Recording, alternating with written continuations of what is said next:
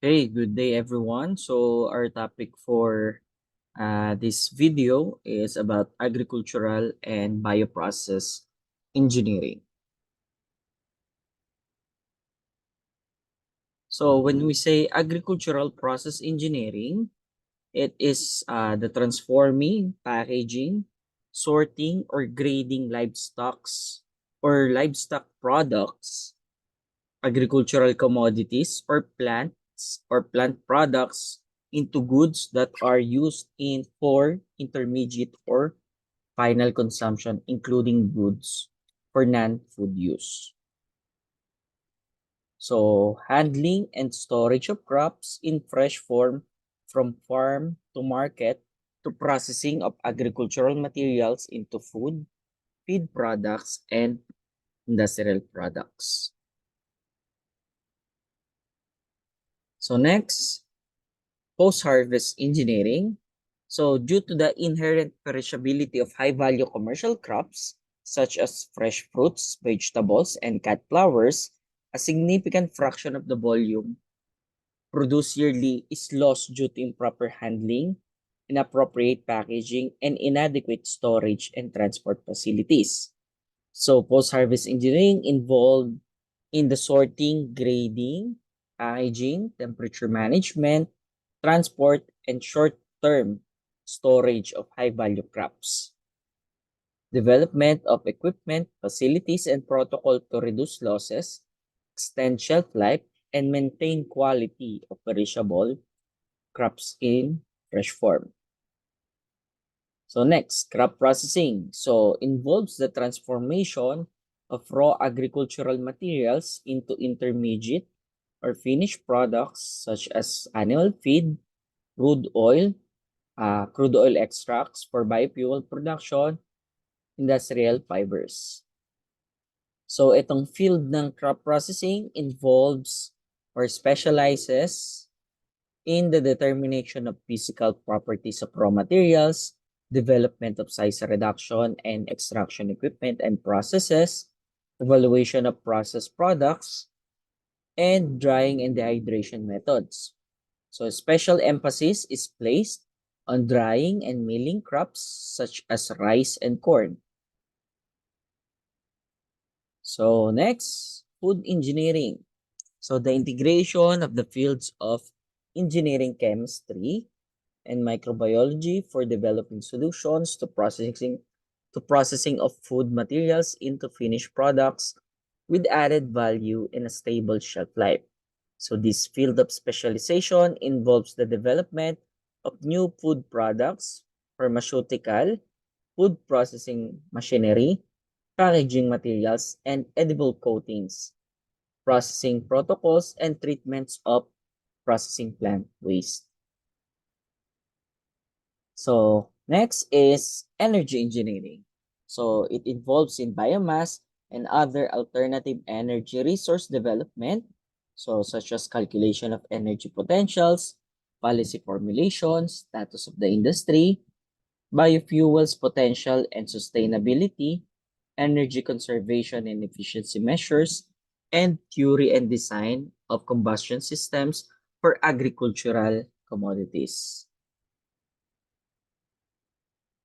So next is thermal processing, principles and application of psychrometry in post-harvest engineering and crop processing, application, design of refrigerated storage system, and thermodynamic analysis of post-harvest and thermal systems.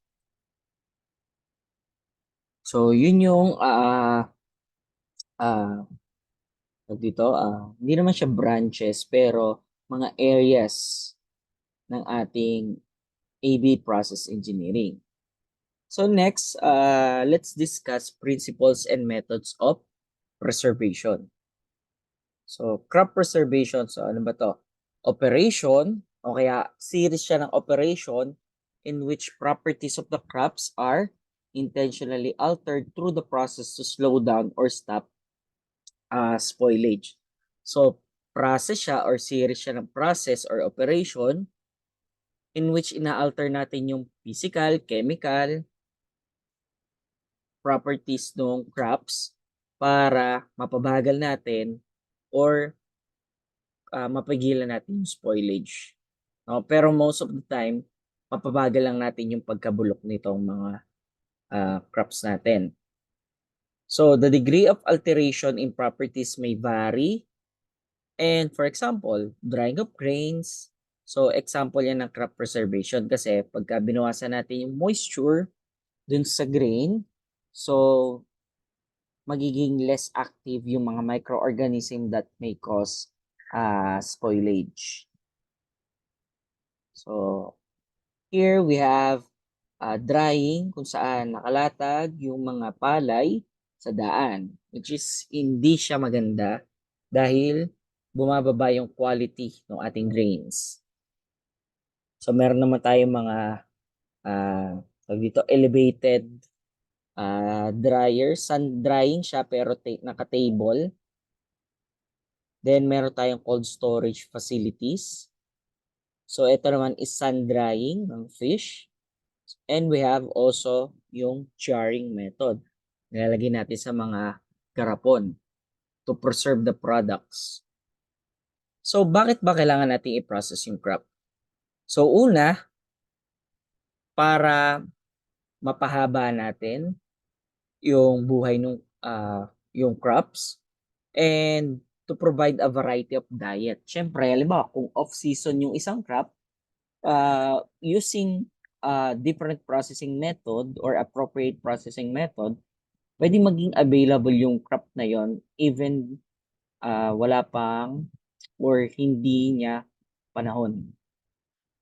So, it makes food available. So, kasi, pagka nag-process tayo, okay, for example, drying, so pwede maging available yung rice. Pwede tayo mag-produce ng madami and then yung labis i-store natin for future consumption. So it makes possible the marketing of produce in other areas. So kung meron tayong surplus or marami tayong na-produce na crops, pwede natin yung i-market sa mga malalayong lugar at kahit abutin siya ng ilang araw bago makarating doon sa lugar na yon. So, kung ipaprocess muna natin, pwede nating mapahaba yung shelf life ng product. So, it makes the crop available throughout the year. For example, hindi naman all throughout the year nagtatanim ng palay, mina-harvest na palay. So, kung marami tayong mapoproduce na palay during this season and ipaprocess natin yon through drying and milling, magiging available throughout the year yung rice to avoid wastage of surpluses. So, ito yung mga karaniwang balita na sa sobrang dami ng na-produce, hindi na mabenta, nasasayang lang. Pero kung ipaprocess natin yung mga crops na to, pwedeng magawa natin into other products na magiging source of income pa. To facilitate handling, okay? So, let's say meron kang crop, let's say from Baguio, and then let's say strawberry sa Baguio, tapos dadalhin natin sa parting Visayas or Mindanao. So, kailangan natin i-process muna yung strawberry bago natin siya i-ship kasi masisira yung strawberry kung hindi siya na-process. So, ano ba yung tinatawag natin na food spoilage? So, process or change which renders a product undesirable or unacceptable for consumption. So, dahil sa food spoilage, so hindi na natin pwedeng kainin yung crop. So, the degree and rate of spoilage may vary. So, pwede yung magbago. So, variation and deterioration due to moisture. So, pagka perishable, high moisture kasi yung mga perishables. And kapag ka naman sinabi nating non-perishables or durables, lower MC yan. So, karaniwan ng mga durables natin, ito yung mga grains, while yung perishables naman natin, ito yung fruits, vegetable, fish, meat. So, high moisture content is more favorable for microbial growth. So, pagka mas madaming moisture content yung ating crop, mas gusto yun ng mga microorganism. Mas nakakapagparami sila, in which itong mga microorganism na to, ito yung karaniwang nagkokos ng food spoilage. So ngayon, kung tatanggalin natin tong moisture content, hindi masyadong makakapag-multiply yung ating dito, mga microorganism sa food. So hence, dito, mapapabagal natin yung food spoilage. So ano ba yung mga causative agents ng food spoilage? So una, meron tayong microbial. So it can be caused by fungi, which is pwede siyang yeast or mold. So ito ay minor agent to, common in dried fruits and vegetable. So ang major agent ng microbial food spoilage is the bacteria.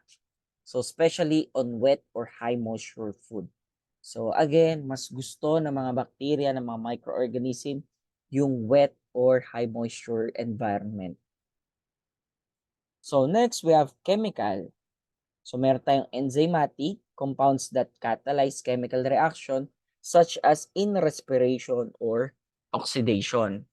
So yung ating mga fruits, let's say, kahit naman high moisture yan, let's say, free from bacteria na yung fruit na yan, or free from microorganism.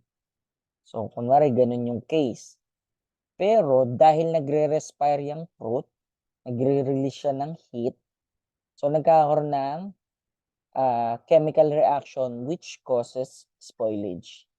So, other than enzymic is non-enzymic. So, next. So, methods of preservation. So, paano ba natin mape-preserve yung food? So, general techniques to avoid microbial spoilage. So, una, destroy the microorganism. So, patayin natin yung mga microorganism. Next, suppress their growth by modifying their environment. So, i-modify natin yung environment so that hindi sila makapagpadami. Or deprive them from water. So, tanggalan natin ng tubig or yung moisture. So, pag nawala yung moisture sa pagkain or bumaba yung moisture, so, hindi sila dadami. So, may pinagkaiba yung 2 at 3 dito. Okay? So, tingnan natin. So, una is thermal processing. Food is subjected to heat treatment. So, 2 types of thermal process. So, we have pasteurization and sterilization. Pag sinabi nating pasteurization, foods are heated to a low temperature below the boiling point of water, generally followed by a prompt cooling. So, sterilization naman, application of heat in high temperature to eliminate microorganism. Example is canning. So, dito sa thermal processing, ito yung number 1, destroy the microorganism. So, in comparison ng sterilization and pasteurization, so longer shelf life versus shorter shelf life, yung food. Sterilization is discovered by Nicholas Appert, while pasteurization is discovered by Dewey's Pasteur. So sterilization eliminates all forms of microorganisms, while pasteurization eliminates only the pathogenic microorganisms. So sterilization can be accomplished in many ways, while pasteurization can be accomplished with heat only. So sterilization is applied in food industry, medical, surgery, and packaging, while pasteurization is mainly on food industry only. So next, drying and dehydration. So anong difference niyan? Drying is the removal of moisture to a safe level, and the dehydration is complete removal of moisture. So pagka drying, meron pang natitirang moisture, pagka dehydration, wala na. We also have a term called concentration. So removal of water in liquid or addition of solid to lower the water to solid ratio. Ibig sabihin, pwede kang magbawas ng liquid or pwede kang magdagdag ng solid para mapababa yung water to solid ratio. So, dito sa drying dehydration, ito yung tinutukoy dito sa deprive them from water. So, ways of removing water from food. So, una, use of natural agent. So, yung sun and wind. So, sun and wind cause drying. So, agent or nakakatulong sila sa drying. Next is use of chemicals. So, yung mga salts and sugar. So, kaya nga yung isda, let's say, lagyan natin ng salt. Pagkakuan, may tubig na nalabas. Or pwede din natin lagyan ng sugar, katulad ng mga minatamis na saging. So, pwede na-remove yun ng water at the same time, na-preserve yung food natin. Or we can use engineering devices such as yung mga heating and freezing. Let's say we have heated air mechanical dryer o kaya freeze drying. So, ang general rule, reduction of water content in the food retards enzymatic action. So, pagka bumaba yung water content sa food, not only yung enzymatic action yung mare-retard, but also yung growth ng microorganisms natin. So, halimbawa yan, sun-drying of tomatoes, salting of fish, use of, this is a cabinet type mechanical dryer. So, next is freezing. So, sa freezing, ito naman yung tinatawag nating modify the environment. So, most microorganisms do not grow below freezing. So, pagka binabaan natin yung temperature, yung mga microorganisms natin, natutulog yung mga yan. Okay? So, pag natulog yung mga yan, so wala silang activity, hindi sila makakapagparami. Microorganisms are more resistant to low temperature than heat. So, control of microorganism is generally attributed to the formation of crystal. Size and type of ice crystals depend on freezing rate. So, ayan. So, yung food, it has a water content, chemical composition, contamination level, the use of inhibitors, and pH level. So, pagka binabaan natin yung temperature or oxygen level or relative humidity, pwede nating alter yung rate of growth ng microorganism. So, freezing naman may stop the growth of microorganism but it may not necessarily kill them.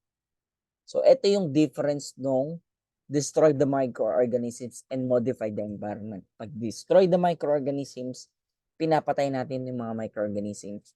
Pagka naman, modify the environment, most of the case, ini-inhibit lang natin yung growth o kaya pinapatulog natin yung mga microorganisms. So, in freezing, there are methods of freezing.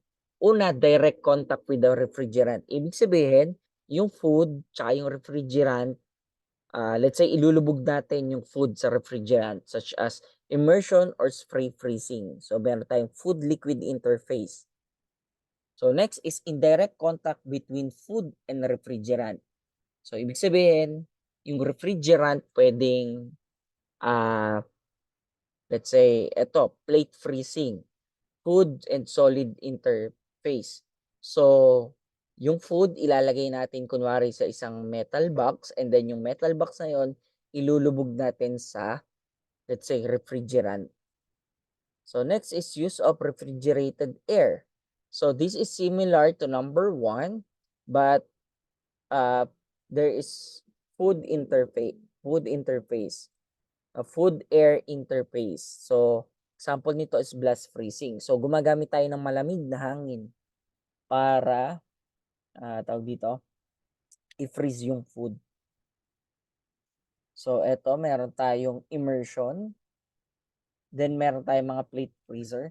So, dito sa part na to, eto mga to, yung mga containers na yan, it contain food and then inilubog yan sa isang solution na malamig. And then, meron tayong use of refrigerated air. So, malamig na hangin naman yung nag-freeze ng food natin. So, next is chemical preservation. Commonly use of preservatives or practices. So, ito pwede ding modify the environment. So, halimbawa, salt and sugar. So, pwede rin tong lower the moisture content. So, lowers the water activity of food, therefore, inhibits the growth of microorganisms. So, example ito, salted eggs, jams, and jellies. So, ito. So, salting and paggamit natin ng sugar. So, meron din tayong wood smoking. So, wood smoke contains alcohols, organic acids, phenols, aldehydes, ethers, etc. Water absorbs these chemicals, providing added color and flavor. So, example ng wood smoking is yung ating tinapa. Okay. So, itong design na to, is ito yung tinatawag na asthma. So, this is designed by Engineer Mones. So, isa siya sa mga nag-design nito. And si Engineer G.J. Bartolome and si Dr. Pulinga. So, sila yung nag-invent, gumawa nitong invention na to. So, automatic smoking machine. So, anong ginagawa nito? So, ilalagay natin dito yung isda. And then, from this, dito tayo maglalagay ng wood fuel. Dadalhin dito para i-smoke. So, panggawa niya ng tinapa. So, next naman is other additives. So, pwede tayo gumamit ng benzoic acid, sodium benzoate, propionic acid, and others. So, sodium benzoate or benzoic acid. So, ito yung matatagpuan natin sa mayonnaise, pickled vegetables, fruit products, and drinks. So, yung propionate naman, widely used in bakery. And yung nitrate naman, used in cured and fermented meat products along with salt. So, ayan. So, meron tayong tocino. And meron tayo naman dito mga fruit preserves. Meron mga pickles. So, next is fermentation. So, process of aerobic or anaerobic breakdown of carbohydrates with or without the production of CO2.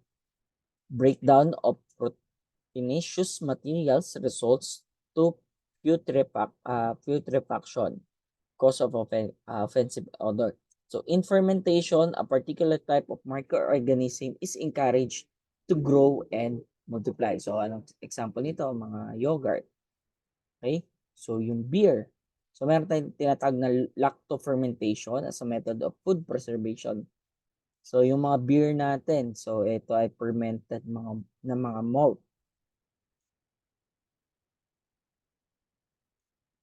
Okay, so yun yung mga principles and methods of preservation natin. So next topic is about physical properties of common grain crops.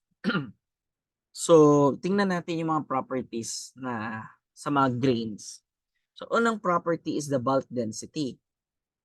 So it is the ratio of mass over and volume. So where volume includes pore spaces. So example nito sa rice, si IR8 na variety at 14% MC and 100% purity, ang bulk density niya is 576 kg per meter cube or 36 pound per cubic feet. Si corn naman, so halos ang average density ng corn is 718 kg per meter cube or 44.8 pounds per cubic feet. So grains may undergo various processing and handling operations. So meron tayong tinatawag na primary, secondary, and tertiary processing operations. So thus, properties of grain should be considered. So specific property of grains influences the proper harvesting and processing operation. So yung mga designs ng mga machines natin, nagdedepende yan sa grain, sa properties ng mga crops natin. So hindi tayo basta pwedeng mag-design ng machine without knowing ito mga properties ng mga grains. So, may tinatawag tayo. So, ito yung mga primary processing. So, leaning, grading, hulling, milling, pounding, grinding, tempering, parboiling, soaking, drying, sieving. So, next, secondary processing operation naman, fermentation, baking, popping, flaking, frying, and extrusion. While sa tertiary processing naman, which includes commercial production of ready-to-eat and heat and serve foods, often extra sodium, sugar, fat, and additives like color and flavor are added into this step. So example ng tertiary processing is yung tomato, ginawa nating ketchup.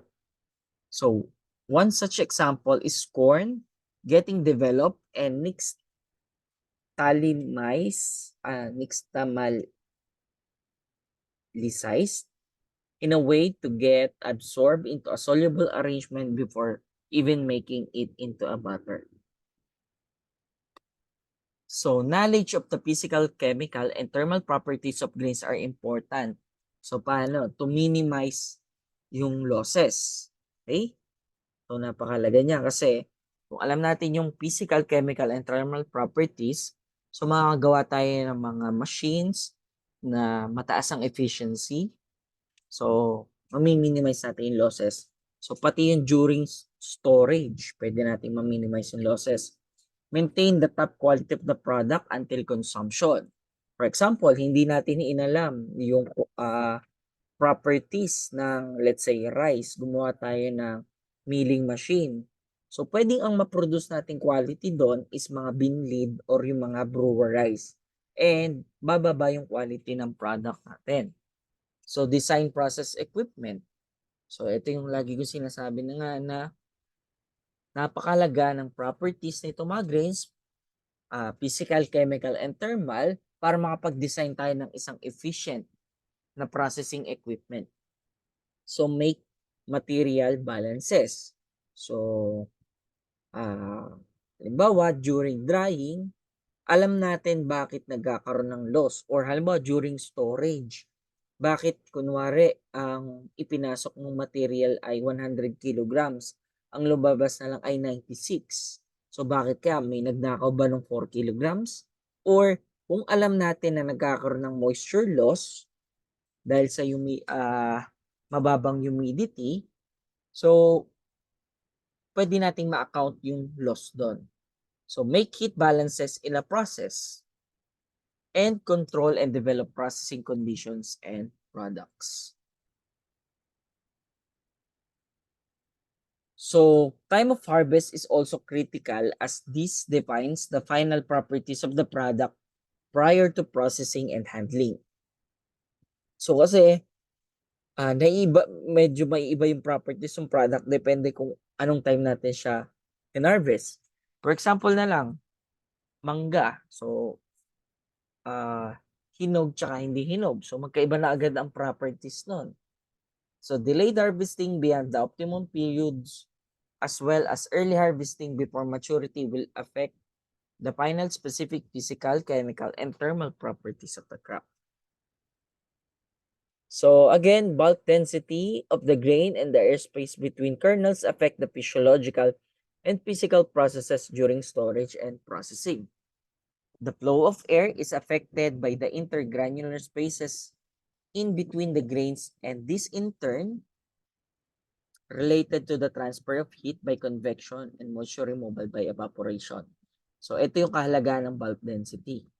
So yung isang mahalagang aspect niya is yung airflow in between the grain spaces. So equal flow of air through small portions of the grain mass is critical for the success of forced air drying system and insect fumigation. So, yung bulk density ay dependent siya sa grain moisture content, foreign matter present, and variety of grain sample. So, kaya nga kanina do sa example, so anong variety natin? IR8. Anong foreign matter present or purity? 100% purity. Ibig sabihin, 0% yung foreign matter nito and yung grain moisture niya, let's say 14%.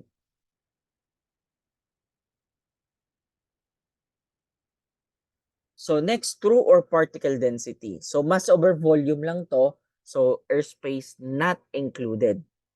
So can be determined using water displacement method. Kasi nga, dapat ay hindi included yung airspaces. True or particle density is dependent on grain moisture content and variety of grain sample. So ano yung nawala?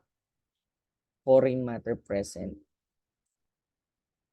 So, isa sa magandang application ng particle density is kapag ka vacuum sealing. So since sa vacuum tatanggalin natin yung airspace, so makikita natin talaga mostly halos yung particle density, pero kasi hindi pa rin siya 100% na ma-eliminate natin yung airspace pero more or less malapit na siya sa kanyang particle density. So next is porosity, ratio of volume of voids to the total volume. So ito yung formula, E is equal to 1 minus, P sub G? Particle density over bulk density. So porosity and bulk density vary linearly with moisture content over a range of 12 to 18% wet basis. So for medium grains, pwede nating makompute yung porosity using this equation. Kailangan lang natin yung moisture content wet basis. For long grains naman, ito naman yung kanyang porosity. Again, we need the moisture content wet basis. Angle of repose. Slope of the sides of the mass of grains when poured to the rest by gravity on a flat surface. So, dependent on grain moisture content and foreign matter. So, kapag ka 30 to 38 degrees, free-flowing na siya. Very free-flowing. Pagka 39 to 45 degrees, free-flowing. And kapag ka 46 degrees and above, yung kanyang angle of repose, very cohesive or non-easy flowing. So, ganito yung pagkuha natin ng angle of repose. So, kaya lang natin siyang mag-form ng cone and then kapag ka hindi na bumabagsak yung mga grains dito sa gilid, nag-stabilize na siya, ito ngayon yung kanyang angle of repose. So, pwede natin itong magamit kapag ka nagkakaroon tayo ng bulk storage. So, next naman is angle of friction. Maximum angle at which the grain remains in equilibrium on an inclined surface, dependent on grain moisture content and type of surface. So, saan ginagamit tong angle of friction? Used in the design of hopper and unloading device to storage bin. So, kapag ka nagdi-design tayo ng hopper ng mga machine, so karaniwan, ang inclination ng hopper natin is angle of friction plus 10 degrees. So, para self-unloading na yung grains natin. So, hindi na natin kailangan ng agitator para mag-unload pa yung ating grains. So, example, sa rice, ang kanyang angle of friction kapag ka steel ay 26 to 28 degrees. Kapag ka wood naman, along the grain is 29 to 30 degrees. And kapag ka naman wood across the grain is 31 degrees and above. So, ito yung angle of friction natin. So, again, ano kaya yung angle para ito ay mag-slide yung grains natin? So, next is physical dimension. So, these are length, width, and thickness. So, yung rough rice or yung paddy or yung palay, meron tayong type 1, 2, and 3. So, in terms of length, long grain siya kapag more than 6.5 mm yung length niya. Medium grain naman siya kapag 5.5 to 6.5 mm, while short grain naman siya kapag less than 5.5 mm. So, ito yung long, medium, and short grains natin. So, karaniwan, yung variety ng long grains, example nun is basmati, Indian rice siya. And kapag naman short grains, yung medyo spherical, karaniwan yan is yung japonica or Japanese rice. So, in terms of milled rice naman, yung bigas na, long grain siya kapag 5.9 mm yung length niya. Kasi nga, tatanggal na dito yung hull eh. So, technically, equally talaga yung ating grains. So, we have type 2 naman, 5 to 5.9 mm. And kapag ka type 3 or short grain, less than 5 mm. So, according to the Food and Agriculture Standard, ito naman yung sinasabi nila, no? Kapag ka extra long, 7. Above 7 yung length niya. Pagka long naman, 6 to 7 naman yung milled rice niya. Medium is 5.9 to 5.5 and short is less than 5.5. So, yung FAO din, meron din silang classification ng milled rice according to shape. So, sinasabi niya siyang slender kapag ka ang length to width ratio niya is more than 3. Kapag ka naman medium siya, 2.4 to 3 naman yung length to width ratio. Bold or coarse, 2.0 to 2.39, while round naman siya kapag ka less than 2. Grain size and shape or length width ratio is a varietal property. Long slending grains normally have greater breakage than short bold grains and consequently have a lower milled rice recovery. Since long and slender yung grains natin, pagka pinrocess yan, medyo mas madali siyang mababasag as compared to short grains. Grain dimensions dictate to some degree the type of milling equipment needed. So, halimbawa, Japanese milling equipment is suited for short, bold japonica grains, while yung mga Thai milling equipment is suitable for long, slender grain type. So, imagine, gagamit ka ng Japanese milling equipment sa long grains, mababa yung efficiency niyan. Or, the other way around, gagamit ka ng Thai milling equipment sa japonica grain. So, mababa pa rin ang efficiency, no? So, we have, in this figure, we have the short, medium, and long grain. So, kitang-kita naman yung pinagkaiba nito in terms of length. So, as well as in this figure, we have the long, this is long, this is medium, and this is short. Okay. So, ayan. So, kitang-kita din kapag ka siya ay naluto na, no? Cook rice na siya. So, ito yung ating long, medium, and short grain. So, next is thermal properties of common grain crop. So, thermal properties of crop help describe the drying and cooling process. So, kailangan natin yung specific heat, thermal conductivity, bulk thermal diffusivity. So, pag sinabi nating specific heat, the amount needed to raise the temperature of 1 grain of a substance by 1 degree, usually measured in joules per kilogram Kelvin. So, meron tayong calorie at meron din tayong BTU, so British Thermal Unit. So, thermal conductivity, the rate at which heat flows through the material between points at different temperatures measured in watts per meter Kelvin. So, ano pinakaiba nito? So, specific heat, ano yung amount of heat needed na ma-absorb ng material para tumaas yung kanyang temperature. Si thermal conductivity naman, ito yung flow nung heat through the materials. So, halimbawa, kung mataas ang thermal conductivity ng material, ibig sabihin, mas madali siyang iinit. Bulk thermal diffusivity, the thermal diffusivity of a substance or material is the thermal conductivity divided by the density or specific heat capacity at constant pressure and is measured the rate of transfer of heat of a substance or material from a hot side to a cold side. So ito naman bulk thermal diffusivity, mostly ginagamit naman to for cooling of grains kasi transfer of heat siya from the material, which is ito yung kunwari, ito yung hot side natin, to cold side. So, papalamig naman siya. So, Next is the hygroscopic properties of common grains.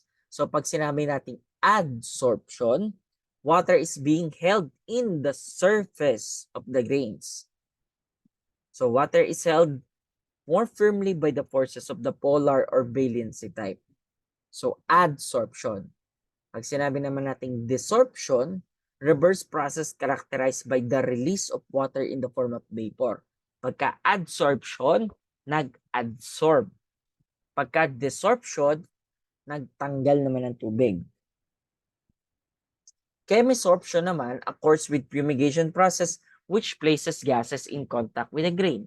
So a residue remains attached on the surface of the grain, part of which can be removed by aeration after fumigation. So pagka chemisorption, ito naman ay adsorption ng chemicals. So we also have the moisture content. So kanina pa natin binabanggit itong moisture content. So it is the amount of water contained in the product. So gaano kadaming tubig meron yung product. It can be expressed as moisture content wet basis or moisture content dry basis.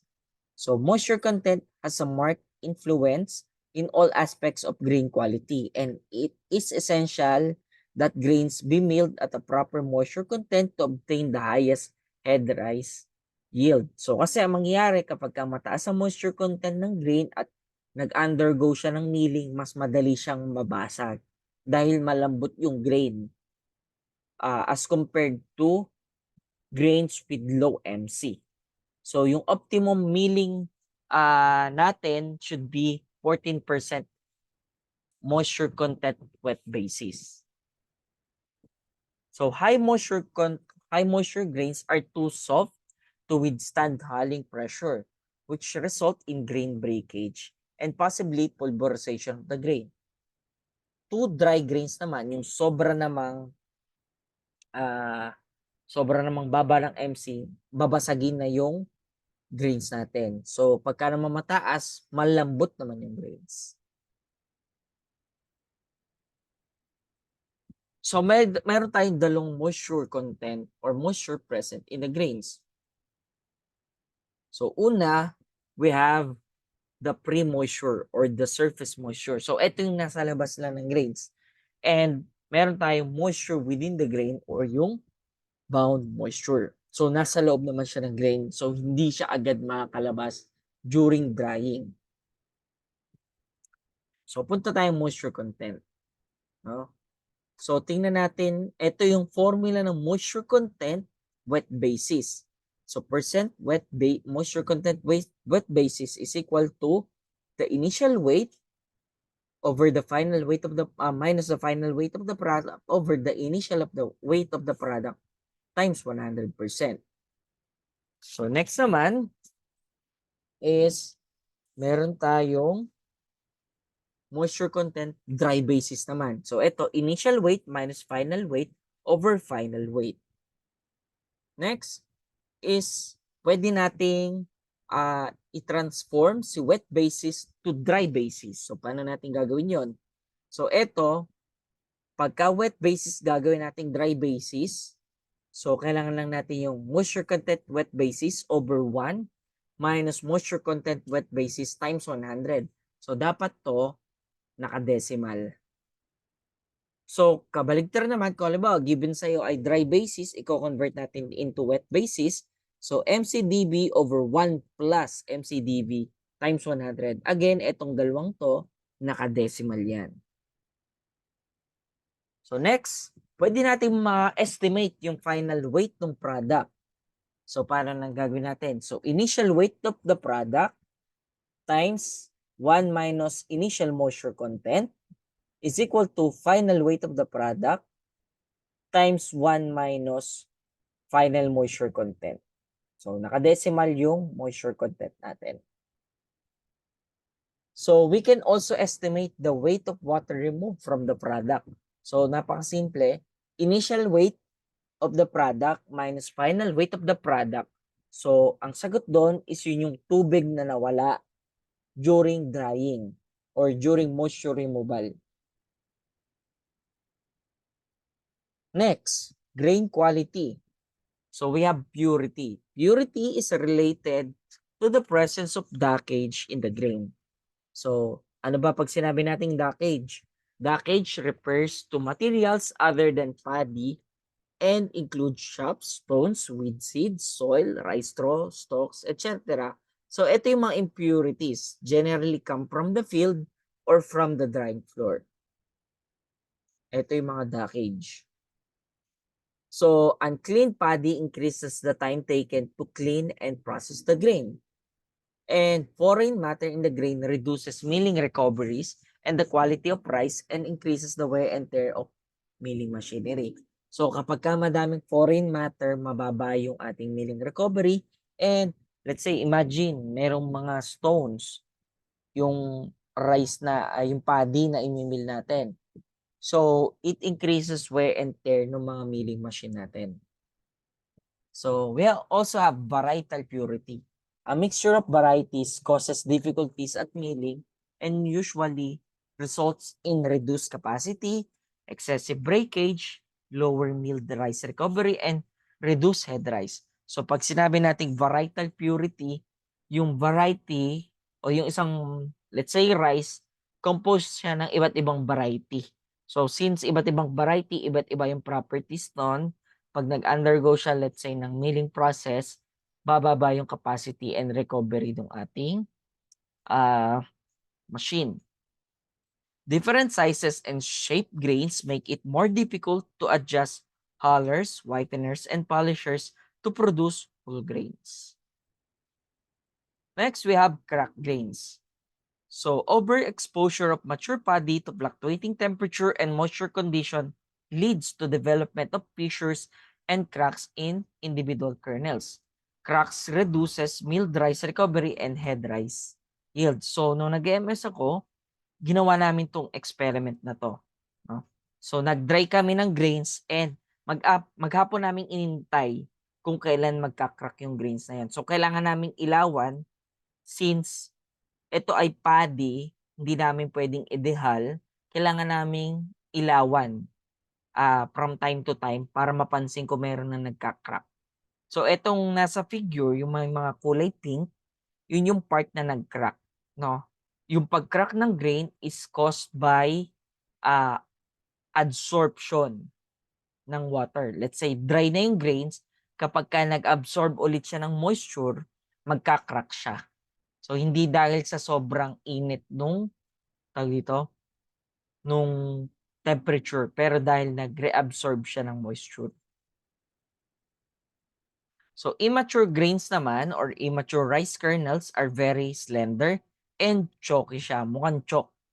And this result in excessive production of bran, broken grains, and brewer rice. For rice, optimal stage to harvest is at about 20 to 24% grain moisture or about 30 days after flowering. So if the harvest is too late, grains are lost through shattering or dry out and are cracked during threshing, which causes grain breakage during milling. So eto meron tayong brown rice, red rice, immature rice, kulay green pa, paddy, and then yung mga reject rice natin. So iba't iba sila ng grain quality. At syempre, iba't iba din ang value yan. Economic value. So damaged grains. Paddy deteriorates through biochemical change in the grain, the development of odors and changes in the physical appearance. These types of damage are caused by water, insect, and heat exposure. So ito, mga damage caused by insects. So this reduces the quality of the grain. Next is discoloration or yellowing.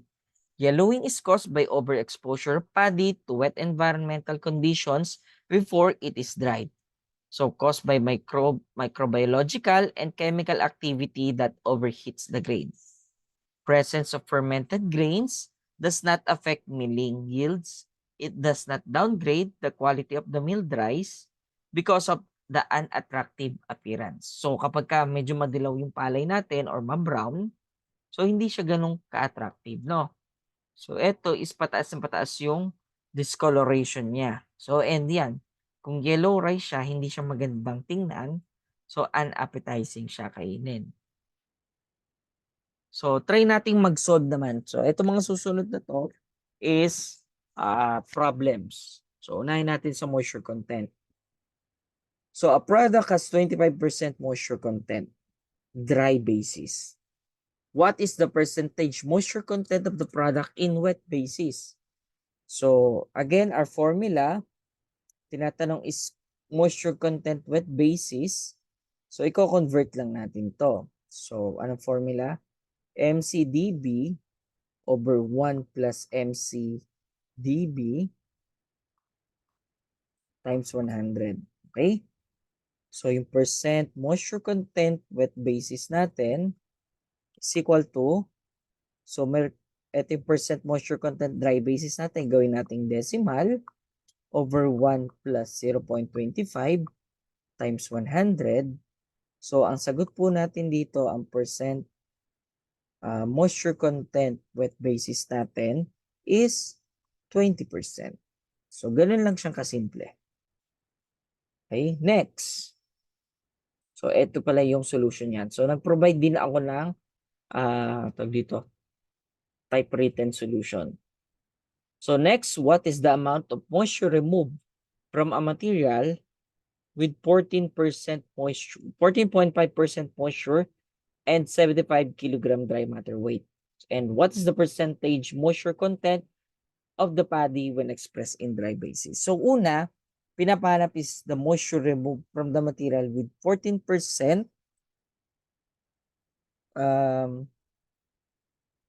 moisture and 76 kilogram dry matter weight. Okay? So, paano natin hanapin yon? So, para mahanap natin yon, so meron na tayong final weight. So, hanapin na lang natin yung initial weight. At paano gagamitin natin yung formula doon?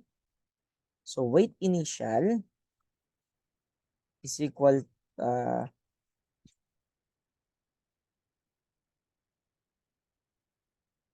so, pwede nating makuha. So, since hindi binanggit kung ito ay moisture content wet basis or dry basis, automatic wet basis yan. So, MCDWB is equal to weight initial minus weight final over weight initial. So, times 100%. Okay? So, kunin natin. So, meron tayong 14.5 is equal to initial weight is yun yung missing. Then, yung final weight natin is 76 over initial weight times 100. So, pag kinumpute natin, yung initial weight niyan, lalabas sa atin dyan is 88.88 paulit-ulit kilograms. So, meron na tayong initial weight. And to find the weight of water removed, so equals lang to sa initial weight minus final weight. So, we have, so initial weight na 88.88 less 76. So, ang weight of water removed natin is 12.88 kilograms. So, during drying, 88 kilograms yung initial weight. Okay? So, nawala yung 14.5% moisture, ang natira na lang sa atin is 76 kilogram. Therefore, 12.88 kilograms of water was removed. Okay? And ang tanong dito, what is the percentage moisture content of the paddy when expressed to dry basis?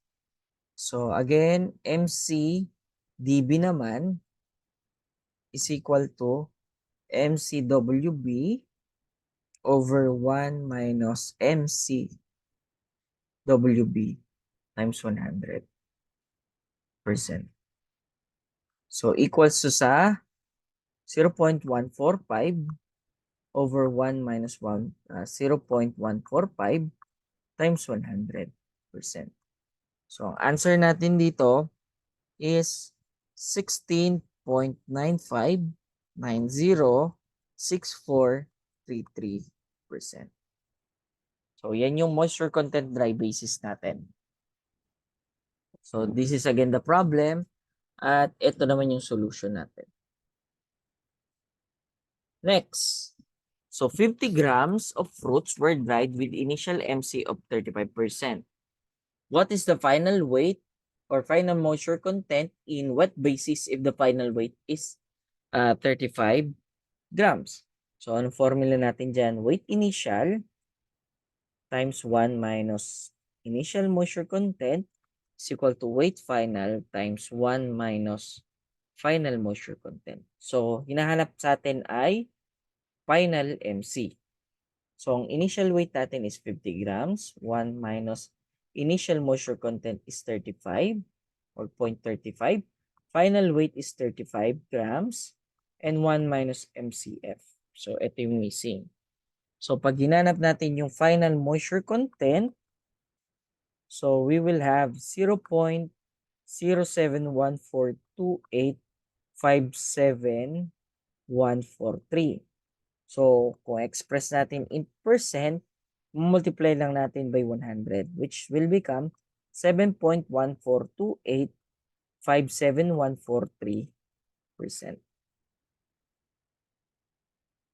Again, this is the solution for our problem. Next, if 9 tons of product is to be dried from 24 to 14%, what would be the final weight of the product? And what's the moisture loss of the product? Okay, so ang tanong is final weight. So gagamitin natin ulit to. Equation na to. Hinahanap tong final weight. So given yung initial and final moisture content. So initial weight is 9 tons, 1 minus 0.24 is equal to final weight, which is yun yung missing, minus final moisture content na 15%. So pag hinanap natin yung final weight, so makukuha natin dito is 7.953488372 tons. And then pag hinanap natin yung moisture loss, so para makuha yung moisture loss, so lagay natin MC loss is equal to initial weight minus final weight. So equals to sa 9 minus 7.953488372. So, ang magiging sagot po natin dyan is 1.046511,628 tons. So, yan yung moisture loss. So, again, this is the solution para sa ating problem. So, next. So, 30 kilograms of rice is to be dried with initial MC of 25%. What is the final weight if the moisture content is 13? In, ano to? Was 13. So, dry basis.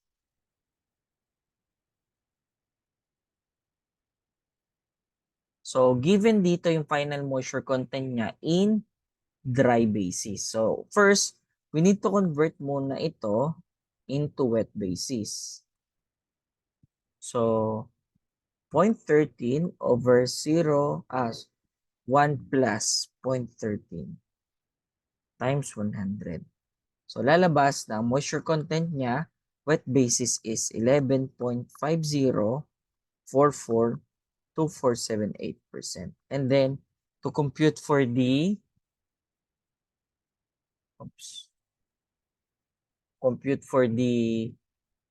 final weight. Okay, final weight. So I have the initial weight times 1 minus 0.25 yung initial moisture content is equal to final weight, missing yon, times 1 minus 0.1150442478. So ang final weight po natin dito is 25.425 grams. So again, ito yung solution natin for this problem.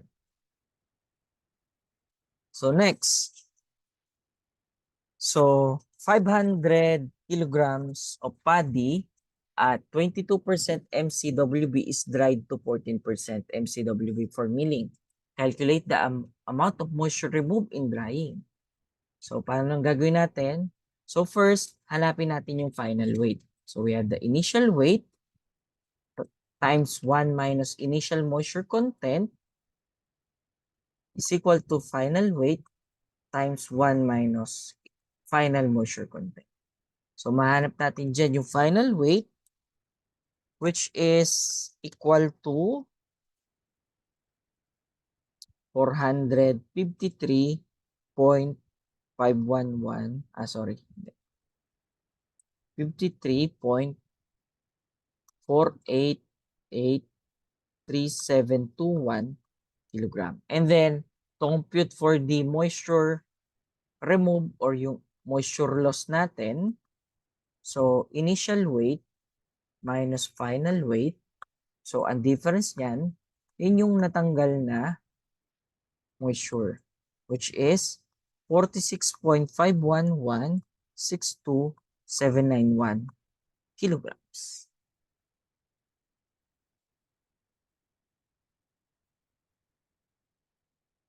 Ito yung solution namin. Okay, next.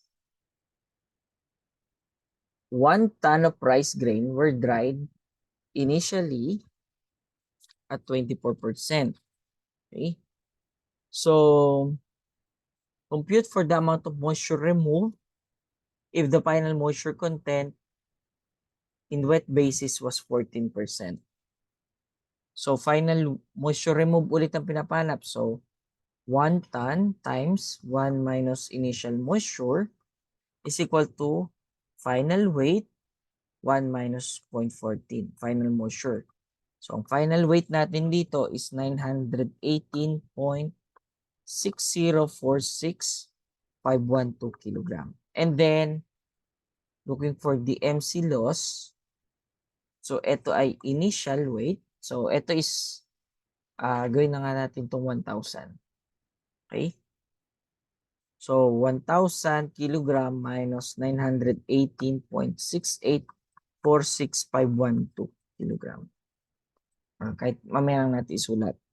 So, ang moisture remove natin or yung moisture loss is 81.3953488 kilogram. So, ito yung moisture loss or yung moisture remove.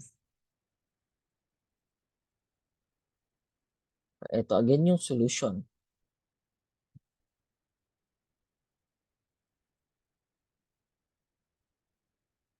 Ito.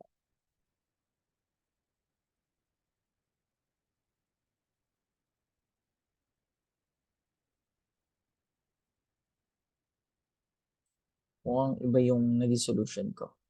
Mali pala ako. So, in this problem, 81.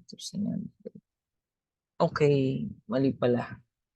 21 pala yung na-input ko sa calculator ko. So, let me correct this one.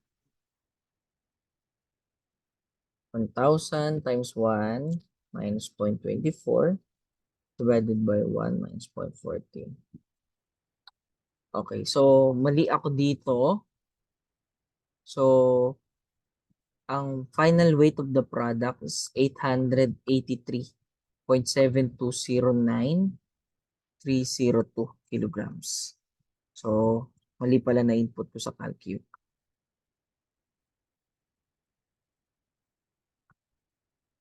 So, therefore, ang weight of matter removed natin is 116.2790698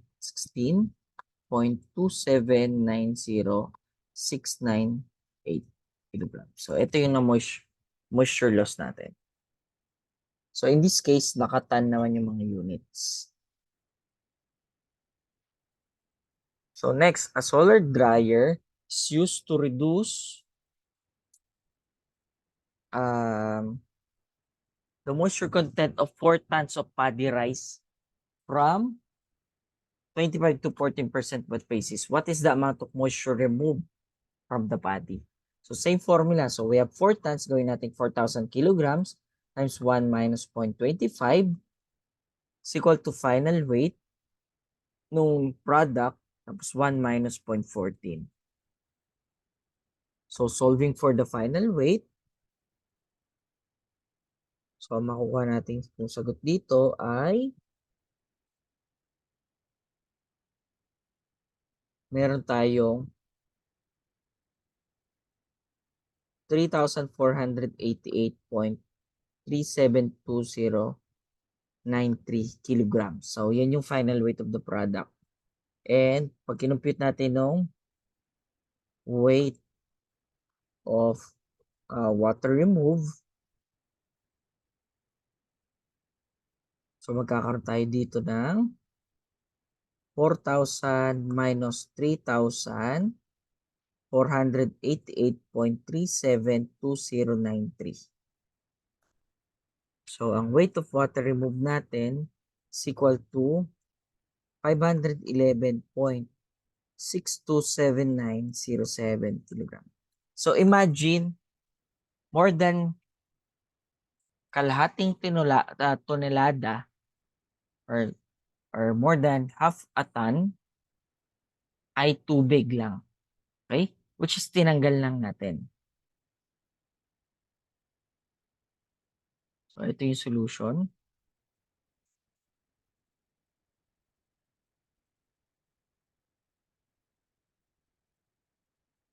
So rule of thumb sa moisture content, there is a weight change of 0.5 kg per bag per 1% decrease in moisture content. Okay, so let's say this is only a rule of thumb. Okay, so let's say we have a let's say 25 kilograms na 14% MC na bigas. And then nagkaroon siya ng moisture loss na naging 13% MC na lang siya. Okay? So, kung using this rule of thumb, so nabawasan tayo ng kalahating kilo. So, sa bawat 1% na ng moisture na nade-decrease, nababawasan tayo ng kalahating kilo. So, ito din yung rason na kung familiar kayo dun sa cellphone, alam mo, nabasa yung cellphone, inilalagay sa bigas. So, kasi ang rice natin is hygroscopic material. So pagka merong moisture, nag-absorb siya. Pagka naman mababa yung moisture sa environment, nagre-release siya. So since yung cellphone na basa, mataas ang moisture noon, ilalagay natin sa bigas na mababa ang moisture. So ang tendency ng moisture sa cellphone, mag-migrate papuntang bigas. So there are ways to determine moisture content. So, at ano ba yung mga factors affecting the choice of MC determination? So, una is the form of water present, nature ng product, relative amount of water present, rapidity or yung bilis ng pagdetermine, accuracy desired, and cost of equipment. So, there are two general methods. Una, yung primary or direct method at yung pangalawa naman is yung secondary. So, pag sinabi nating primary, it involves direct evaporation of water from the product. So, tatanggalin natin yung tubig or yung moisture ng product by evaporating it. So, itong primary or direct method, ito yung tinatawag nating standard method at ginagamit natin to sa pag-calibrate ng mga indirect method or yung mga secondary method. So, the downside of using this primary or direct method is it is very time-consuming and laborious tong method na to. So, kung nakakaranas kayo mag-dry ng mga durables natin, so inaabot ng more than half day or even overnight para matapos yung drying experiment. So, and it is not suitable for field use kasi kailangan natin ng oven dito. So, sa primary method, meron tayong oven method which is using air oven or heated forced convection oven. So difference in weight is the MC or the amount of the water. So gagamitin natin yung MCDB is equal to initial weight minus final weight over initial weight times 100 para makuha natin yung moisture content ng product. So ginagamitan natin ang oven dry method to evaporate the water. So dalawa yung procedure niyan. So pwedeng natin i-grind and dry. So pagka grind and dry, it only took 1.5 hour or 1 to 2 hours rather, and ang drying temperature nito is 130 degrees for grain. Kapag ka naman whole and dry, so 72 to 96 hours, so around 3 days at 100 degrees Celsius para sa mga grain. So ayan, gumagamit tayo ng forced convection oven sa pagdadry. So next is distillation method or the Brown-Duvel method. So ito, MC is removed by heating the grains in oil. So anong mangyayari? So yung grains, 100 grams of sample ng grain, ilalagay natin sa oil, no?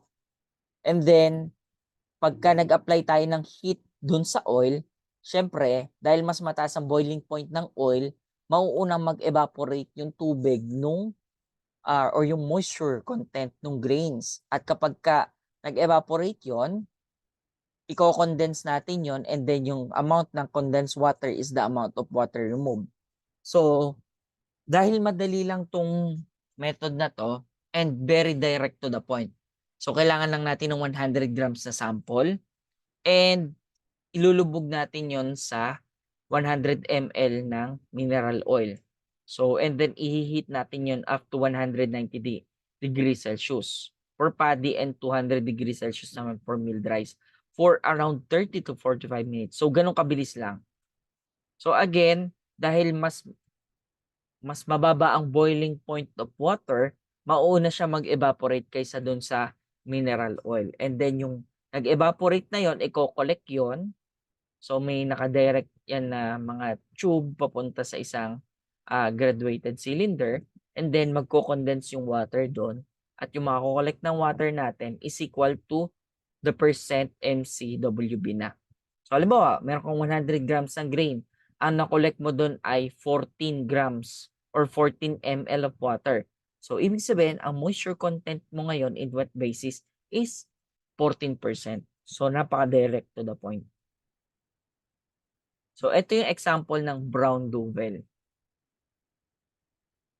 So ilalagay lang dyan yung test tube, and then yung test tube may laman ng mineral oil, and then dun sa loob nun yung or nakababad dun yung grains, 100 grams of grains. So mag-evaporate yung tubig doon, and then ida-direct yon sa isang flask para mag-condense, and then yung nako-condense na yon tutulo papunta sa graduated cylinder. So napakaganda yung Brown-Duvel method kasi primary method siya at napakabilis i-determine ng moisture. So next is secondary or indirect method. So ito, less accurate to, but suitable for field use. So pero hindi siya ginagamit sa mga research. So karaniwan kapag research or thesis, oven dry method tayo or Brown-Duvel.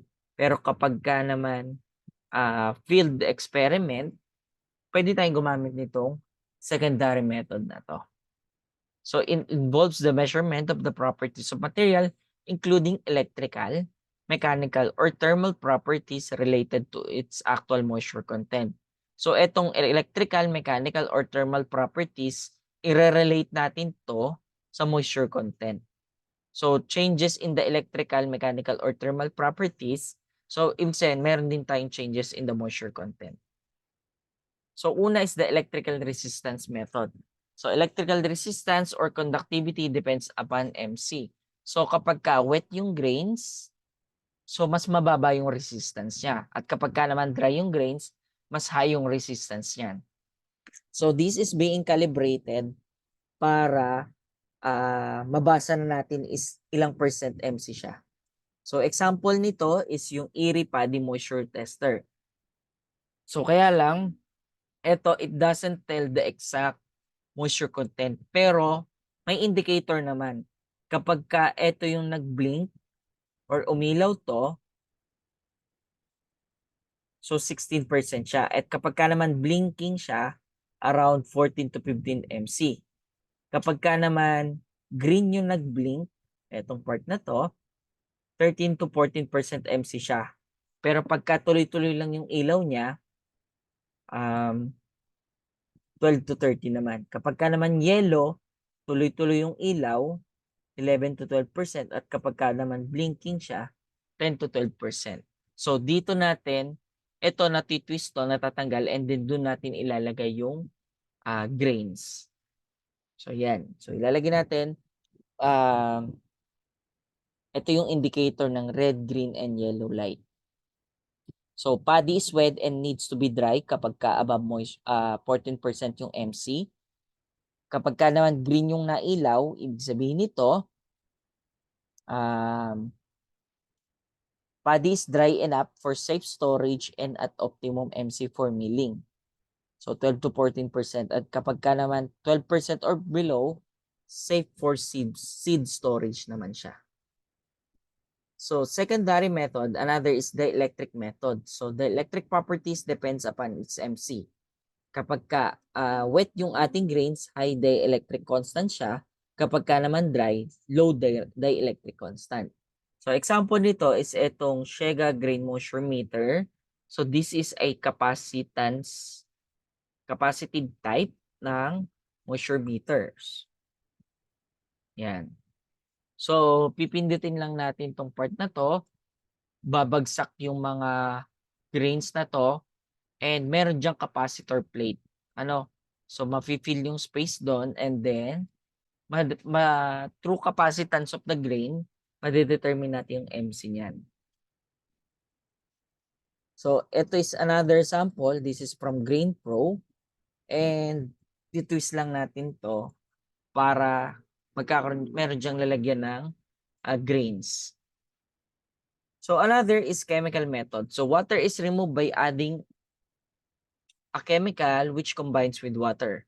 For the chemical reaction, a gas is produced which can be measured volumetrically or which decrease the original weight of the sample. So ito, mas ginagamit to for forage and some other grains. So another method is infrared method. So karaniwan, gagamit tayo ng near infrared reflectance or yung NIR. So the components of the grain absorbs NIR at specific wavelength. So etong near infrared light na to, meron yung water or yung moisture content ng grain nag-absorb and nagre-reflect yun ng certain wavelength. So the characteristics of the reflected light can be used to quantify the chemical composition of the sample. So not only MC, pero pwede nating ma-determine yung crude protein, starch, oil, crude fiber, and grain hardness. So this is an example of our experiment during my master's. So naglagay lang kami ng I think 10 grains lang, no? 10 pirasong grains, and then nilagay lang namin siya sa NIR. So naghintay lang kami siguro about 1 or 2 hours para malaman yung moisture content niya. So ito yung gumagamit ng near infrared light. So ayan yung example ng NIR. So another is use of strain gauge. So yung mechanical properties of grain natin in relation to MC. So hardness versus MC naman to. So pwede nating i-relate yung hardness nung grains with respect to moisture content, which is pwede to using strain gauge, pero in actual ginagawa na to ng mga farmers. Matagal na tong practice ng mga farmers. So anong gagawin nila? Halimbawa si farmer, kukuha siya ng isang pirasong grain, kakagatin lang niya yung grain na yon, and alam niya kapag pwede na around 14% na yung MC nun. So hindi niya malalaman yung exact value ng moisture content, pero alam niya na etong grains na to, dried na to, pwede na tong isilong, pwede na tong isako, or pwede na tong i-mill. So pagka malambot pa yung grains, pagka kinagat niya, ibig sabihin kailangan pa siyang i-dry. So another, sa practice naman sa coffee, Kapag kasi na-dry ang coffee, halimbawa ang practice, kukuha ng isang handful of coffee and then ishe-shake yon. So, dapat naka-close yung hand and then ishe-shake yung hand. So, ngayon maririnig mo na kumakalog yung coffee sa loob. So, may certain tunog yon na yun yung indication na okay, tuyo na yung kape, pwede na nating isilong to. So, and around 16% yung MC nun. So, ito pala yung strain gauge. And, ayan, meron tayong mga load cell. Pwede nating ma-determine yung moisture content with respect to hardness. So, dito ko muna ikakat yung lecture. So, sa next video na lang yung susunod na mga topics.